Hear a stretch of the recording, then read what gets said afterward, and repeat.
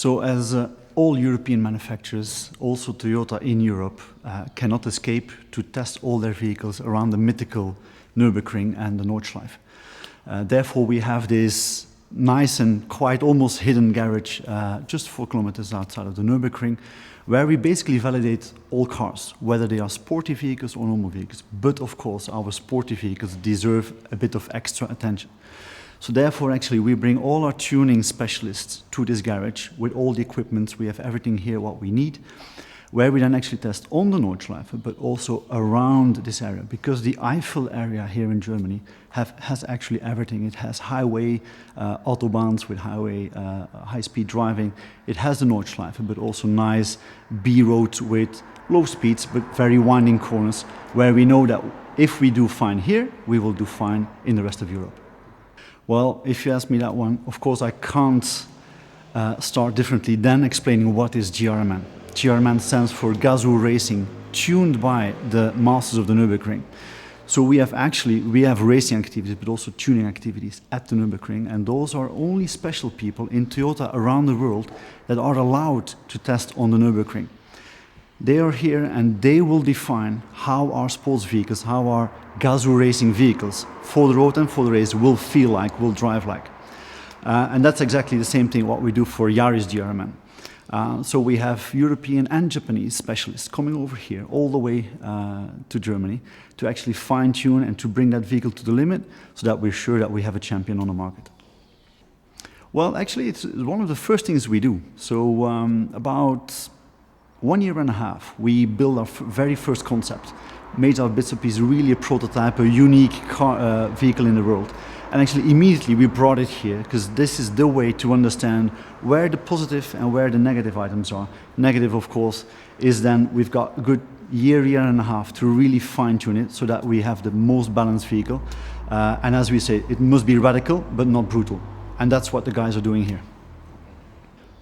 Of course, power is all about this engine unit. It has a unique 1.8 supercharged engine. There is no more supercharged engine in the B segment hot hatches. And it delivers actually a best-in-class acceleration figure. So that is definitely power. But as you know, and I'm jumping to the second word, there is no use of having power if there's no precision.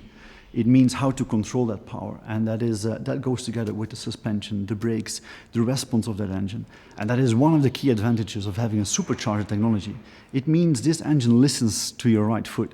If you want to go slow, it will go slow. If you want to go hard, it will go hard. And believe me, it will ask you to go even harder. And that's the final word where the performance is all about. There is nothing with power and performance if they're not matching with each other. I can have the best braking system, but if it doesn't respond to what I feel as a driver, whether I'm a professional or an amateur, actually there's no sense in building these ones. And there are some examples of this in the market, and that's where we knew that this is not where we need to be. And that is so important. Our master drivers, that is who we listen to. We don't listen to our data as we should do as engineers. Of course, data always comes as a backup. But the first feedback comes from my specialist, and they'll tell me this balance is perfect or it's out of balance and needs further tuning. And that's exactly the concept of GRMN, and that's power, precision, and performance. Thank you very much. So now, if you can go to the car. This Yaris GRMN's backbone is actually the engine, as with all good sports car. And it all starts with the base 1.8 Toyota engine, which is then actually supercharged with a basically special supercharger. Why? Because this is a small vehicle and we don't have much space, as you can see. Therefore, we have a supercharger which actually has a supercharger, cooling and air intake unit all in one. So it's one casting which stacks nicely upon each other, which actually allows us to fit it in this very small engine bay. I can actually just hardly put my hand in between the radiator and the engine. That's how little space we have. Of course, all this power needs to be cooled. And so we have adopted a supercharger intercooler system. We have adopted another engine oil cooler system, which is both of them go in front of the normal radiator. It needs to breathe, so it has a much bigger air intake, which is also just taking the rest of the space of the engine bay.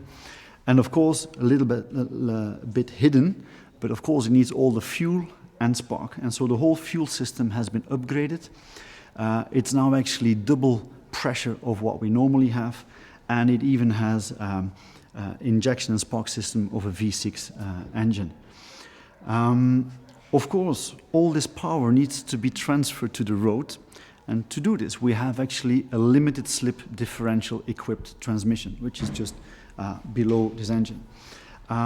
In order to do that and to keep that power actually on the road, to make it less nervous, we also have what we call a tower bar, a reinforcement which actually combines the two struts together to make it really powerful but not nervous. So that is as regards to the engine and transmission, fuel and intake system. So of course nothing with this massive power if you can't stop it on the road as well. So for this we've equipped this brake system with actually a huge 4-pot caliper in the front, with enlarged brake discs which has a slotted groove for better cooling performances, and also thicker discs. Unfortunately, that also means that we need a lot of space. For this we've put large 17-inch wheels, which are very special because they are uniquely made for this project, and they are forged wheels. That's a lightweight technology, and that's of course the second pillar to be quick. Power only is nothing. You need to keep the vehicle as light as possible, and actually this vehicle is the lightest vehicle in its segment, which is another victory. Of course, rear brake system has changed as well to be in balance with the front. Lightweight wheels don't only work for mass reduction or good braking performance, they also help in having a very precise steering feeling, which of course around the Nordschleife, this is exactly what you need. So same as the Yaris Gazoo WRC rally team, we are actually using the exact Yaris facelift vehicle for this project as well. It means we carry over rear lights, 3-door body, same as the rally car. However, we did introduce, especially for this project, a unique rear spoiler, which of course looks very good, but also gives us a bit more stability on high speed and top speed, because this thing can go 230 kph. I can tell you it's quite an exciting thing to do on the track or on the German highway. So same as the Yaris WRC rally car, we have actually implemented a centered exhaust with an oval end piece. This not only brings a unique design compared to the standard Yaris, but also we had to rework the full exhaust from front till rear.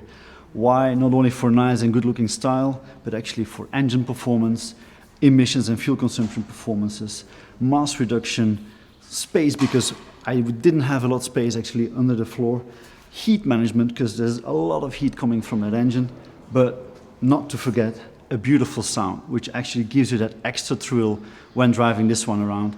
And I'm sure you can hear it around on the track or even on the roads. This is really a terrific sound to drive it. Thank you. So as you could see, actually this car is still masked as a prototype. And it is, even though we were proud in Geneva to show this small champion to the rest of the world. Actually, still work is in progress. Development hasn't finished. We're still doing the fine-tuning and some shape definitions here on this vehicle. Every part is actually going through a reconfirmation because we cannot change our legendary Toyota quality. And that's why actually we are still developing it, even though we're so proud of showing it to you. And that's exactly what we're doing here at the Nürburgring garage, as we call it. This is really the final stage, final confirmation, making sure where can we be even better than the validated prototypes before.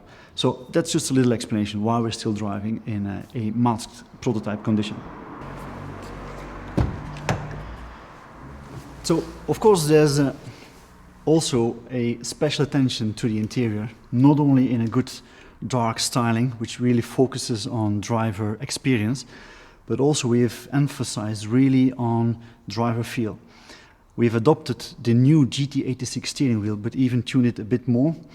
And the masterpiece of the interior is really this unique, highly supportive sports seat, which we believe is really one of the best in the segment.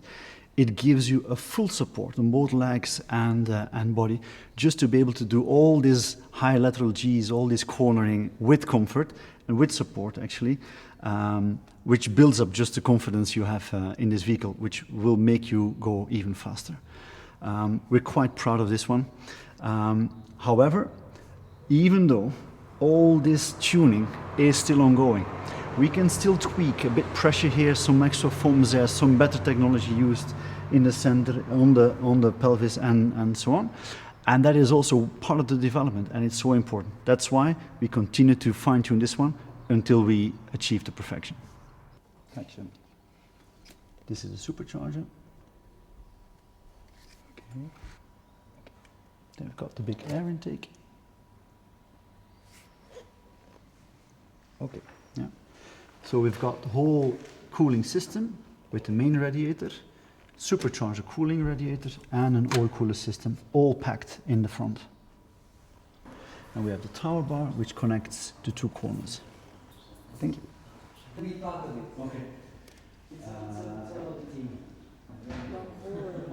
On a passé les japonais.